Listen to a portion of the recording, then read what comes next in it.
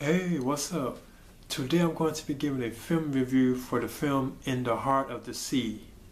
Now, this is based on a novel of the same name, which was inspired by which inspired like the story of Moby Dick, and it was about like the sinking of this whaling ship known as the XX, by a huge like sperm whale or white whale. I know they call them like sperm whales. I know they call them like white whales too, as well. Now, this film is directed by Ron Howard and it stars Chris Hemsworth, and you also have like Cillian Murphy in it, and then you have like the recently cast Tom Holland. He's just been cast as Spider-Man. He's currently the new Spider-Man. He hasn't made his debut in the films yet. But they have him like in the role in the film too as well, Tom Holland. And actually his character Thomas Nicholson is actually like kind of like the teller of the story, because like as the film goes on, detailing the events of how the whale like sunk the ship and stuff, it jumps back and forth from Thomas Nicholson, he's played by Tom Holland as a kid, but when he's older, he's actually played by Brendan Gleeson. Yeah, but basically like the character of Thomas Nicholson, he is actually like the narrator of like the film itself, because it jumps back for him like it opens with him like telling like the story, to like the guy that's like this writer, who turns out to be the guy that wrote the Moby Dick story, or Herman I forget his name, I think it's Herman Nick. Yeah, he actually has like because at first he's kind of against like Herman Melville wanting to write this the story about like the events of like the sinking of the whaling ship.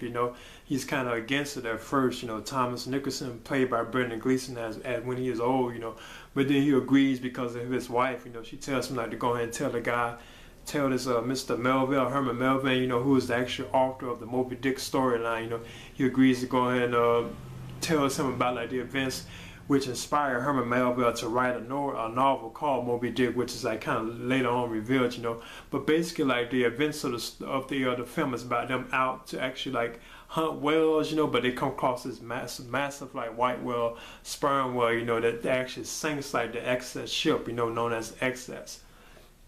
So then, like the crew members, they have to survive like encounters with like the whale who's continuing to attack them, and then they have to resort to like cannibalism too as well. Like eating off of each other to survive because they're like stranded in the ocean and stuff like that. And at one point, they actually end up on like an island, that's like deserted, but they choose to leave the island because they know nobody will come for them to help them.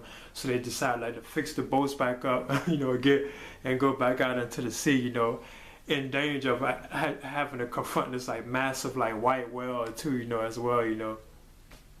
Now I thought this film was pretty good. I enjoyed it. I thought Ron Howard did good on directing it. I thought Chris Hemsworth was good in the role of Owen Chase. He was like the first mate of the XS vessel. Then you had Benjamin Walker as the captain, George Poland Jr. Then you had Cillian Murphy, and I thought he was good. I'm a fan of his films too as well. I was kind of surprised at like the large role that he had in the film too as well, because I know him from like films like 28 Days Later, and I know he was like the Scarecrow in like the Dark Knight trilogy, films like that. But I was kind of surprised by like the largeness of his role, because when you see it in the trailer, it doesn't really like he has that much screen time. But he has like a major role like in the film, as the character Matthew Joy. And then, like I mentioned before, you have Tom Holland as the young Thomas Nicholson, who's the one telling the story, that inspired Moby Dick, And Tom Holland, he's just been recently cast as Spider-Man, like the new Spider-Man, and he's supposed to make his debut in Captain America Civil War, But yeah, I thought this, then you have Brendan Gleeson, he was also in 28 Days Later too, with Cillian Murphy, but he's the Thomas Nicholson when he's old in the film. And then you have Ben Whishaw as Herman Melville, the one who actually wrote the Moby Dick story. And of course, he's currently Q in the James Bond films, But I thought this was a good film, like especially like the moments when they actually like have a confrontation with, say, like not like the main whale that sinks the ship, but there was like other like whales too, like other like white whales and sperm whales that you get to see throughout the film too, that I thought was kind of cool. You're getting a good look at them, Plus the I thought it was good. Now there's moments where it kind of like deterred for the idea of them trying to like dealing with the idea of them like chasing the whales and stuff like that, or when the whale has already sunk in the excess, the ship itself. it kind of like deters away from that kind of stuff, you know, and it jumps into like, you know, other stuff going on that doesn't really have to do with the world itself. So at them points like that, I thought it was kind of off or whatever, you know. But on the whole, I thought it was a good film. Now it was originally supposed to be released like I think like last year, I think it was, but it kept getting delayed, you know. But then they finally released it in Christmas of this year, you know. So yeah, in the end, I would give this film like which inspired like the Moby Dick storyline. You know, I mean, so that's basically what it's about, like the sinking of the whaling ship known as Excess by a huge, massive like white whale. You know, well, sperm whale. You know, which inspired Moby Dick. You know, that's what the Moby Dick story about. It was kind of about, you know, to a certain extent. You know, but these events were actually based on like true events. You know, that inspired the Moby Dick storyline. So that's basically what the film is about. Like this crew on a whaling ship out to hunt whales, but they get sunken. They get attacked by a huge, massive, like what is very massive. That sinks like the ship itself, you know. But then I would give this film In the Heart of the Sea. I would give this a B.